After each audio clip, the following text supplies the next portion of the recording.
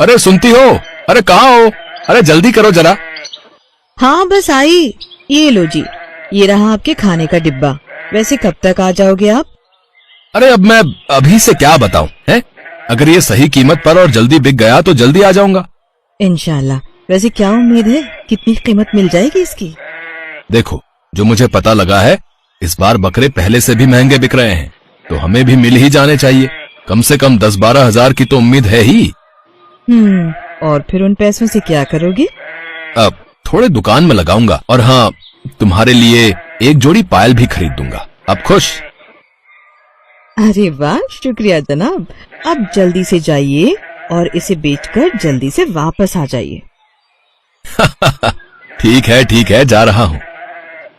ये कहानी है रहीम और उसकी बीवी सईदा की। रहीम नमकीन का ठेला लगाता था और घर के खर्च में मदद करने के लिए सईदा बकरियां पालती थी। वो बकरियों का दूध बेचती और जब कोई बकरा पैदा होता था तो उसे बकरीद पर बेचकर कुछ पैसे अलग से भी मिल जाते थे। इस बार भी रहीम ऐसे ही एक बकरे को बेचने जा रहा था। उसे और सईदा को बहुत उम्मीद थी कि बकरे के अच्छे दाम मिल जाएंगे। फिर बाजार पहुंचने के बाद, ओहो, कितनी देर हो गई। मेरे बकरे की तरफ तो किसी ने एक बार देखा तक नहीं। हाँ भाई, मैं भी सुबह से खड़ा हूँ, एक बकरा भी नहीं बिका। इस बार अगर ग्राहकी कम रही तो फिर तो मिल गए दाम बकरे के, और तुम्हारे बकरे तो फिर भी तगड़े हैं।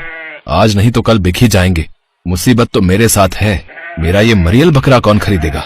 अरे तुम परेशान ना हो, जिसके पास ज्यादा पैसे होंगे वो मेरे से बकरा ले जाएगा, और जिसका परिवार छोटा होगा या कम पैसे होंगे वो तुम्हारा बकरा ले लेगा। अल्लाह करे ऐसा ही हो।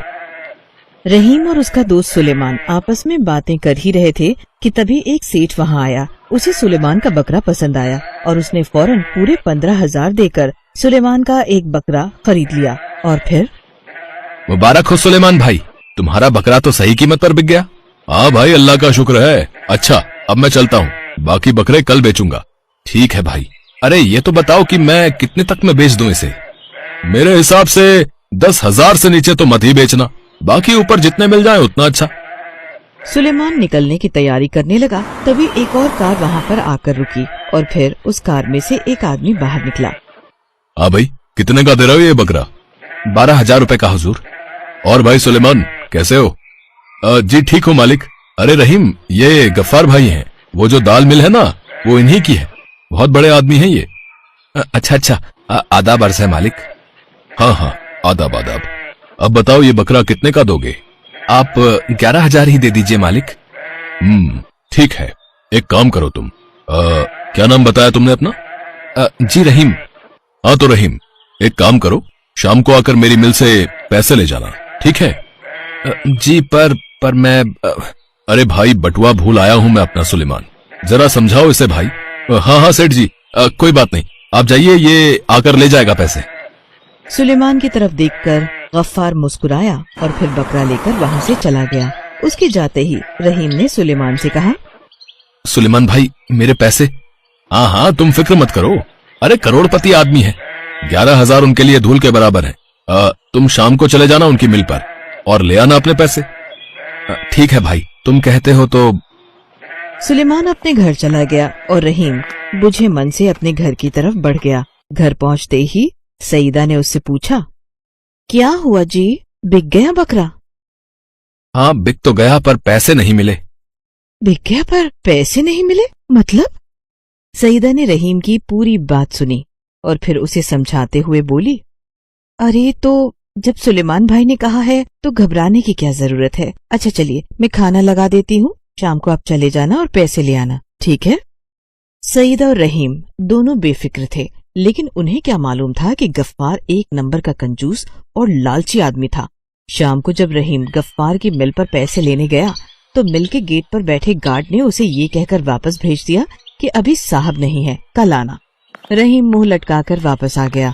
अगले दिन भी यही हुआ। गार्ड उसे रोज कुछ न कुछ बहाना बनाकर वापस भेज देता और असल में गार्ड को ऐसा करने के लिए गफ्फार नहीं कहा था। फिर एक दिन बाजार में आखिरकार उसका सामना रहीम से हो ही गया।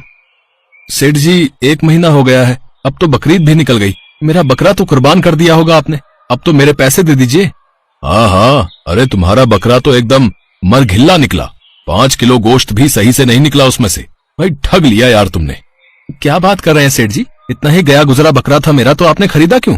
मुझसे जबान लड़ाता है। ये पकड़ 3,000। जुल्म मत करिए साहब, आज की तारीख पे 3,000 में कौन सा बकरा आता है? रखना है तो रख, वरना ये भी वापस कर मुझे। और साफ साफ सुन ले मेरी बात, कल से मेरी मिल के चक्कर काटने की जरूरत नहीं है, वरना इतना पिटवाऊंगा ना कि तेरे बकरे से भी ज्यादा मरियल हो जाएगा तू। गफ्फार की बात सुनकर रहीम हैरान रह गया। उसने ये सारी बात जाकर सुलेमान को बताई तो उसे भी रहीम के लिए बहुत बुरा लगा। साथ ही वो काफी शर्मिंदा भी था, क्योंकि उसी के कहने पर रहीम ने गफ्फार को बकरा दिया था। लेकिन रहीम ने सुलेमान से इसे लेकर कोई शिकायत नहीं की। बहुत देर तक दोनों बैठकर अफसोस करते रहे और फिर भाई ये तो गलत हुआ तुम्हारे साथ, मगर उस लालची सेठ को सबक तो सिखाना पड़ेगा। क्या बात कर रहे हो भाई, जानते हो ना उसे, वो हम दोनों को पिटवा देगा। वैसे मेरे पास एक आइडिया है जिससे हम उसे सबक भी सिखा सकते हैं और हमारा बाल भी बाका नहीं होगा। अब ऐसा क्या आइडिया है तुम्हारे पास? सुलेमान ने अपने दिमाग में आई सारी खुराफात रहीम को बता दी।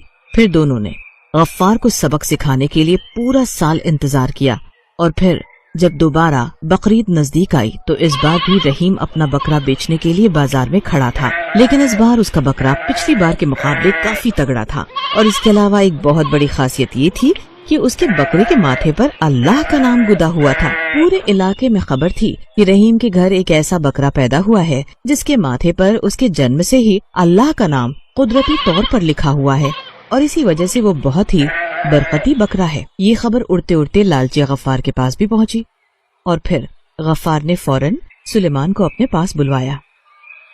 आओ आओ सुलेमान मियाँ, अरे सुना है वो रहीम के घर ऐसा बकरा है जिसके माथे पर कुदरती अल्लाह लिखा हुआ है। जी सेठ जी, मैंने खुद देखा। अरे क्या करामाती बकरा है, जब से पैदा हुआ है रहीम के सारे कर्जे उतर गए, उसकी कमाई चौगुनी हो गई और तो और उसकी बीवी की लंबी बीमारी भी ठीक हो गई। अच्छा, तो वो कितने में देगा वो बकरा? मुश्किल है सेठ जी, शहर से एक पार्टी आई थी, पूरे 95 लाख की बोली लगाकर गई है उस बकरे की, तो रहीम आपको तो नहीं बेचेगा वो बकरा। अरे मैं जानता हूँ, इसीलिए तो तुमको बुलाया है। मैंने भी उस बकरे के बारे में बहुत सुना है, मुझे वो बकरा चाहिए किसी भी कीमत पर। एक काम करो, मैं अभी के अभी तुम्हें पूरे 1 करोड़ रुपए दे रहा हूँ, क्योंकि रहीम मुझे सीधे सीधे तो बकरा बेचेगा नहीं, तो तुम ये पैसे उसे देकर मुझे वो करामाती बकरा ला दो। ठीक है सेठ जी, वैसे मुश्किल तो है पर मैं कोशिश करके देखता हूँ। सुलेमान उसी शाम को रहीम का बकरा लेकर गफ्फार के पास आ गया। उसके माथे पर अल्लाह लिखा देख गफ्फार बहुत खुश हुआ। उसे लगा अब उसकी कमाई भी चौगुनी हो जाएगी और उस बरकती बकरे को कुर्बानी से उसके घर में चल रही सारी परेशानियां भी दूर हो जाएंगी। लेकिन फिर अगले ही दिन जब उस बकरे को नहलाया गया तो पता चला कि उसके माथे पर जो निशान था वो कुदरती नहीं था, बल्कि पक्की स्याही से लिखा गया था, जो नहलाने पर धीरे धीरे रंग छोड़ रहा था। ये देखकर गफ्फार गुस्से से लाल हो गया और फौरन सुलेमान को अपने पास बुलवाया और फिर अरे कहाँ है वो रहीम, जल्दी बता वरना। अरे मालिक, वो तो 1 नंबर का चालू निकला, 2 दिन पहले ही अपनी बीवी के साथ गांव छोड़कर चला गया। आपके पैसे तो ले ही गया, साथ में मेरा भी पूरे 1000 का उधार नहीं चुकाया उसने। सुलेमान की बात सुनकर गफ्फार अपना माथा पकड़कर रोने लगा और सुलेमान हल्की सी मुस्कान लिए वहाँ से निकल गया।